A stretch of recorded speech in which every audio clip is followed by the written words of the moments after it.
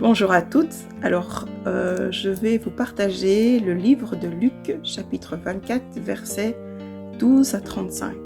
On commence ce passage en parlant de deux d'entre eux. Cela suppose donc qu'ils étaient en permanence avec le Seigneur, qu'ils ont suivi Jésus, qu'ils ont vu des miracles et qu'ils ont reçu ses enseignements.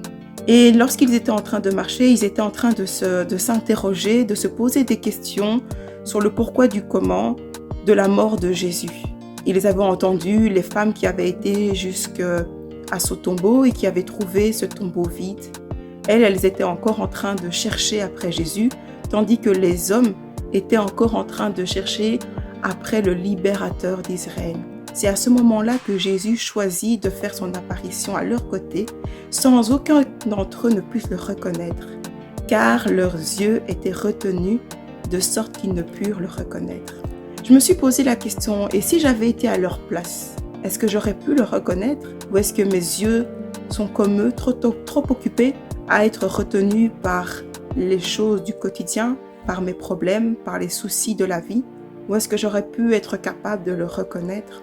C'est tellement facile quand on lit la parole de Dieu de se dire, mais oui, ils ont vu les miracles, j'ai vu aussi des miracles. J'ai aussi été enseigné. Mais combien de fois s'est-il adressé à moi?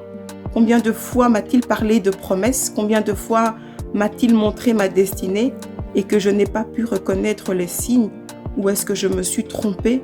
Le Seigneur revient vers eux et leur dit, c'est là que Jésus leur dit, gens sans intelligence et lents de cœur à croire toutes les choses que les prophètes ont dites. Donc le Seigneur leur parle de tout ce qui a été mis dans l'Ancien Testament, de toutes les promesses qui ont été annoncées. Et là, ils sont en train de vivre un moment tellement beau, tellement important, mais ils ne se rendent pas compte parce que la foi leur manque. Ils sont incrédules. C'est ça, il leur manque l'intelligence et la foi pour comprendre et se souvenir des Écritures que les prophètes ont pu leur dire, que les prophètes ont pu leur partager.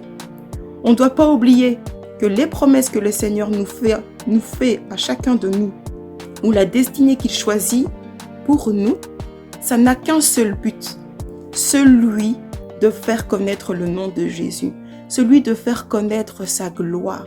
Cela n'a aucun sens de croire que cela est pour nous glorifier nous-mêmes. Il faut remarquer une chose qui est très importante aussi, c'est que le Seigneur se laisse retenir. Il est prêt à partir, il a quelque chose à faire, mais il se rend compte du besoin des disciples.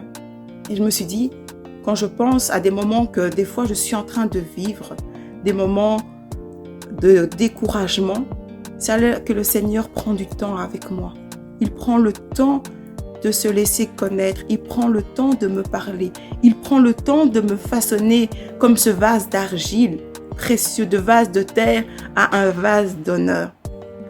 Apprenons dans sa présence et surtout à accepter les choses telles qu'elles sont. Dans Romains 15, verset 4, la consolation des Écritures dirigera nos pensées vers notre Sauveur vivant. Voilà mon commentaire. Merci à toutes les mamans.